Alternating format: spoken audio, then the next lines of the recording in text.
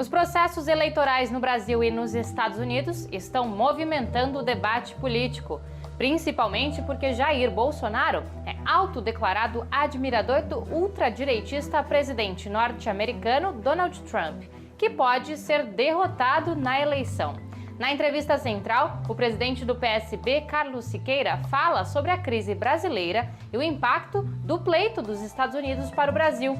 E nossa reportagem mostra como a comunidade LGBT brasileira está se organizando no pleito para garantir direitos e avançar na luta contra a homofobia. Eu sou Pamela Oliveira e a Central do Brasil está começando.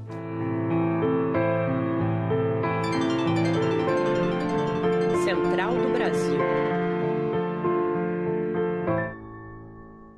Começou oficialmente o processo eleitoral dos Estados Unidos, país em primeiro lugar em mortes por coronavírus no mundo.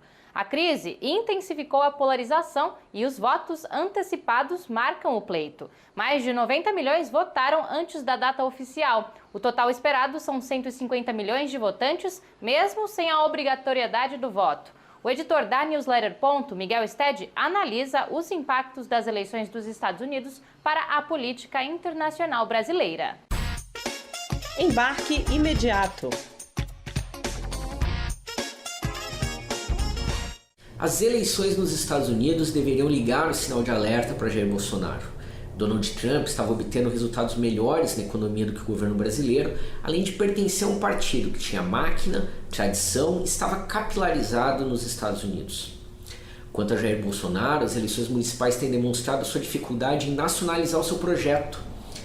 Bolsonaro tem se revelado um péssimo cabo eleitoral e tem tido dificuldade de manter coesa a base antipopular e antes de esquerda que o elegeu em 2018.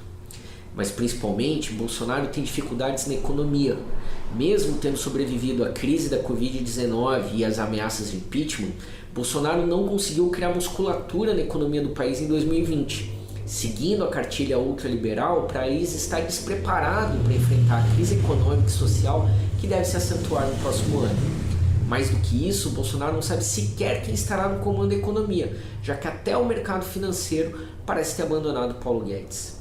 É nesse contexto, sem projeto político, apenas um projeto pessoal de reeleição e sem ter um projeto econômico para enfrentar essa tormenta, que Bolsonaro pode, depois de 2 anos da sua eleição, estar entrando no seu inferno astral, sem forças para resistir até 2022. No enfrentamento da crise, as centrais sindicais estão unidas para reivindicar a manutenção dos R$ 600 do auxílio emergencial. Os sindicatos exigem também que seja derrubado o veto de Bolsonaro sobre a prorrogação da desoneração na folha de pagamento. Se mantido o veto, 1,5 milhão de trabalhadores podem ser prejudicados. Quem conta mais é Afonso Bezerra. Nacional. A pressão das centrais sindicais é pela manutenção dos R$ 600 em 2021.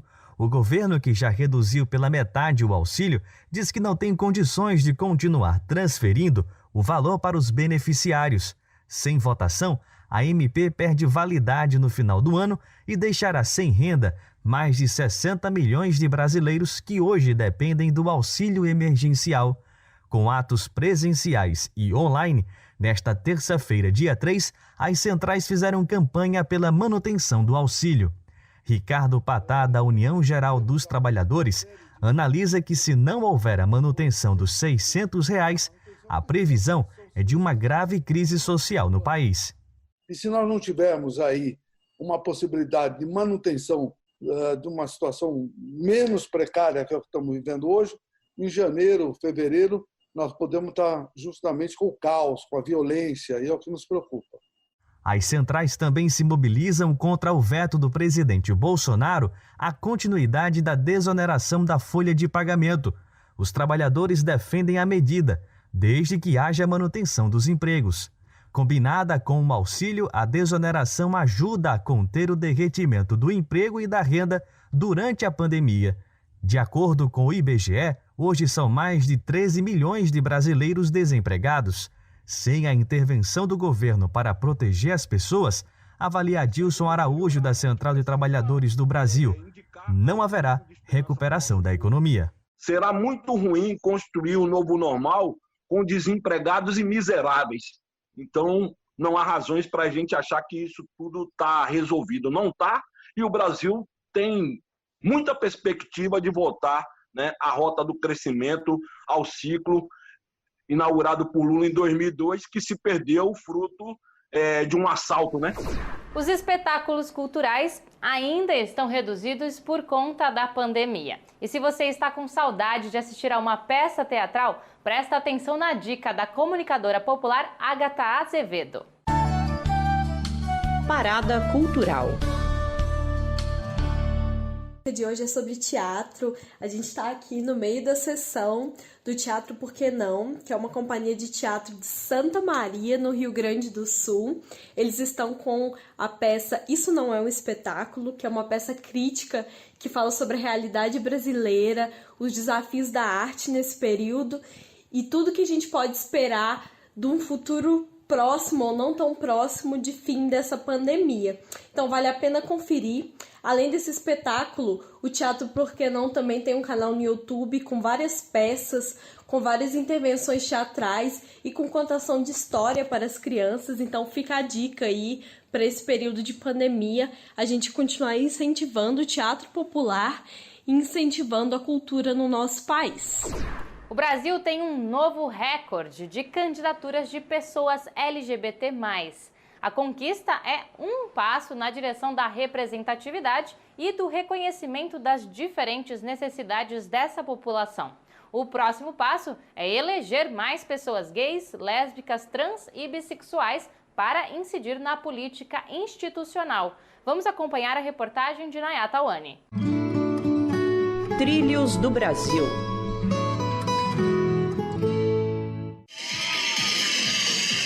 Um levantamento da Aliança Nacional LGBTI+, apontou um aumento de 32% de candidaturas ligadas à causa LGBT+. Mesmo que as eleições municipais estejam registrando números recordes de candidatos que se declaram gays, lésbicas, travestis ou transexuais, para o coordenador de comunicação da Aliança Nacional de Minas Gerais, Gregory Rodrigues, mesmo que os dados mostrem uma conquista, ainda é preciso avançar. Nós precisamos fazer com que os estados e municípios cumpram as decisões do nosso judiciário. E para isso é de extrema importância que nós tenhamos a comunidade, a população LGBT+, representada de forma efetiva. A população LGBT+, ainda sofre com a violência. Os registros de crimes por homofobia dobraram neste ano de 2020.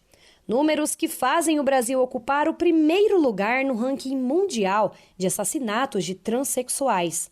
Para a artista e professora da Bahia, Meg de Souza, a representatividade LGBT+, na política é essencial para o país avançar na luta contra essas violações. Nós precisamos entender que precisamos ocupar os locais de poder e tomar as decisões de poder. Entre as nossas principais reivindicações estão, uma delas é a manutenção dos direitos já adquiridos, como há pouco mais de um ano, a criminalização da homofobia que tem sido atacada. Guilherme Romano, do coletivo de homens trans do Amapá, expõe as principais demandas dessa população. É de dar orgulho, sabe, de ver a população LGBT dizendo eu posso, eu vou ter a minha cadeira na Câmara de Vereadores, eu vou ter a minha cadeira nos maiores cargos da prefeitura.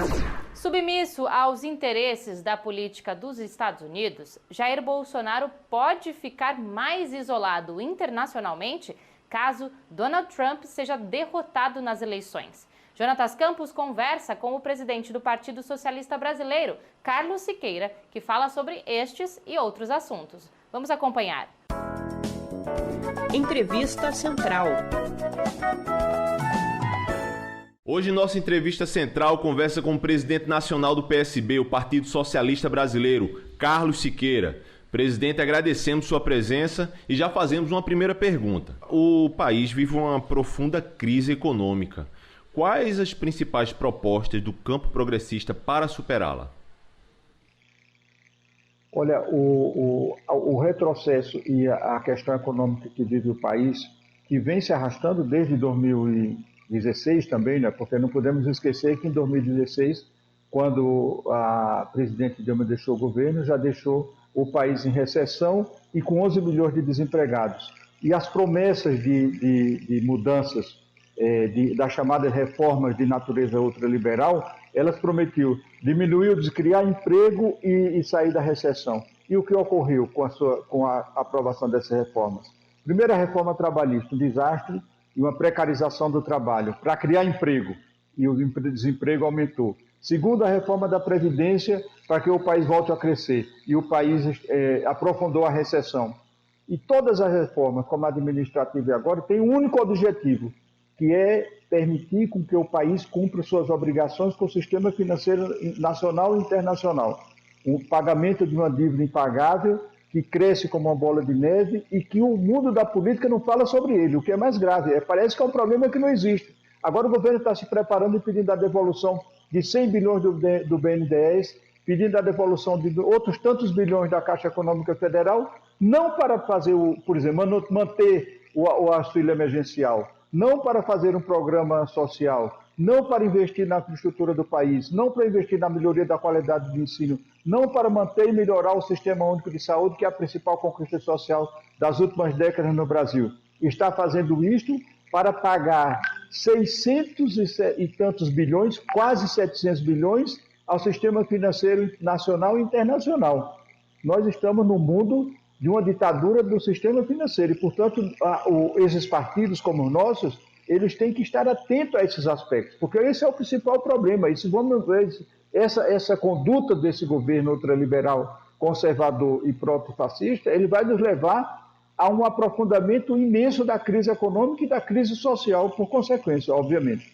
Falando da pandemia, qual a sua avaliação e qual a atitude dos partidos de esquerda diante da pandemia que deve continuar até o ano que vem?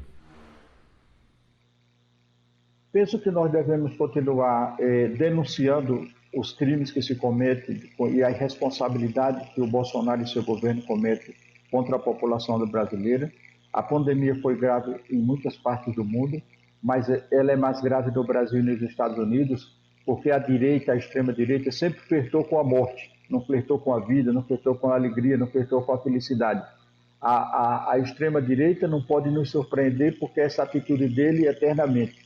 É de flertar, provocar guerras, provocar mortes, provocar desastres econômicos. Haja visto o que aconteceu na Alemanha com a Segunda Guerra Mundial e o que aconteceu em todos os países do mundo quando a extrema-direita esteve no poder.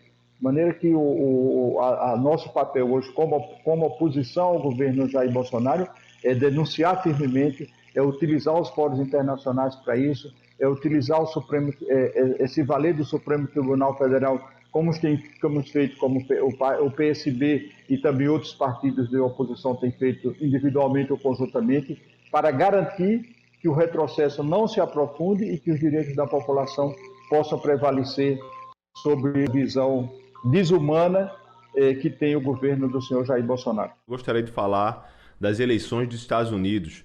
Uma possível derrota do presidente Donald Trump pode atrapalhar os planos do governo Bolsonaro e da direita que se organiza em torno dele?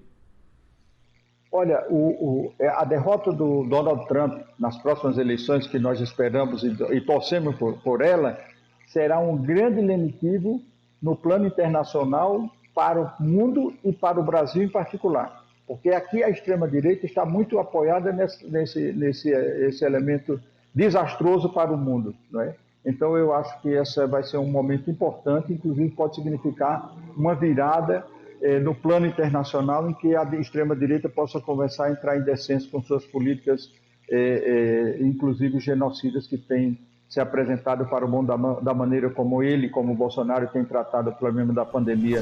A Central do Brasil fica por aqui, mas você nos encontra no WhatsApp. Anota aí, DDD 11 93081 3336. Até amanhã.